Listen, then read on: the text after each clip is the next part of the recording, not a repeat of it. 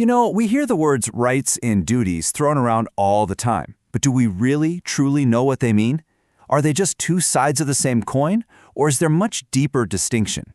Well, in this explainer, we're going to unpack these really powerful concepts and see how they shape pretty much everything from our laws to our personal relationships.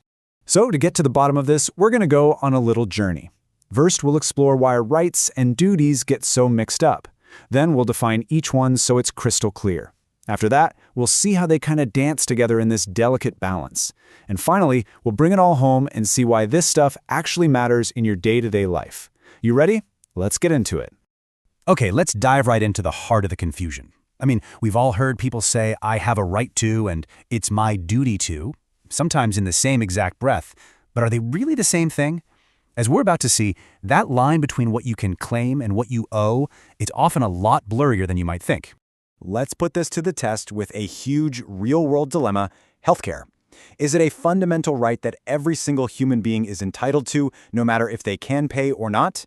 Or is it a service that society has a duty to provide, but maybe only under certain conditions? You know, your answer to that question reveals a whole lot about your own moral compass, and it's a question that entire nations are built upon. Yeah, and this is so much more than just some philosophical debate. The way a society decides to define rights and duties, well, it shapes its laws, its social safety nets, and even its very identity. It is literally the blueprint for how we all live together, and the stakes just couldn't be higher. So, how in the world do we untangle this knot? Let's start with the concept that's usually front and center in our minds: our rights. What are you actually entitled to? Let's break it down.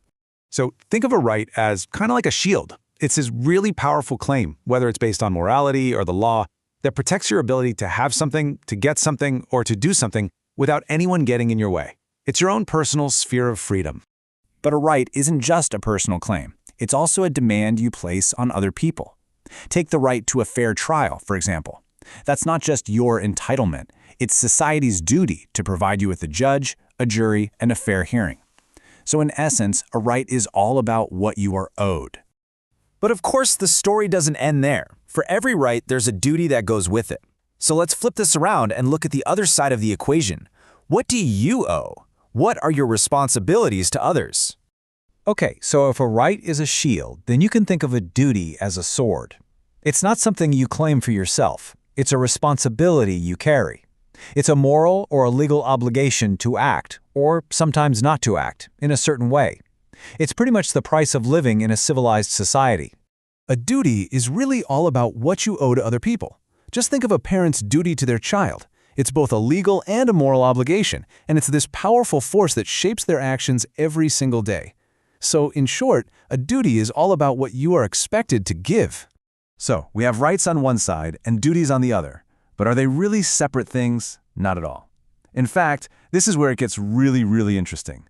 This is the aha moment, where we see how these two concepts that seem like opposites are actually two sides of the exact same coin. The first major difference is all about the action itself. A right is something you demand, right? It's a claim you make on the world. A duty, on the other hand, is something you do. It's an obligation you fulfill. It's basically the difference between asking for something and giving something. And this also completely changes the direction of the action. A right is all about you, what you receive from the world. But a duty is about others, what you give to the world. They're kind of like two magnets, you know, pulling in opposite directions, but they create this incredibly powerful force when they come together. And here's the kicker. This is the big one. Rights and duties are totally inseparable. They're two sides of the same social contract. In any healthy society, your right to something creates a duty for someone else to recognize and respect it, and a lot of the time to even help provide it. It's this beautiful, intricate dance of give and take. This classic quote just says it all perfectly. Your right to swing your arms ends just where the other man's nose begins. Your right to freedom comes with the duty to respect the safety of other people. It's the perfect illustration of how rights and duties are just completely intertwined. Okay, so we've explored the theory, but what about in practice? How does this delicate balance of rights and duties actually play out in the real world? In our final section, we're going to see how this isn't just some abstract idea, but a truly powerful force that shapes our lives every single day. This table really brings it all home. I mean, think about it. Your right to speak your mind is balanced by your duty not to ruin someone's reputation. Your right to vote is balanced by your duty to pay the taxes that keep the whole system running. And your right to privacy is balanced by your duty to be truthful with the people you care about. It's this constant negotiation, a really delicate dance between what you can claim and what you owe. So, as we wrap things up here, I want to leave you with a question to just chew on. We've talked a lot about legal and social duties, but what about the ones that come from your own moral compass? What's one duty you fulfill, not because you have to, but because you choose to, because you believe it's the right thing to do? Because that, right there, that's where the real magic of this whole concept lies, and it's a question that only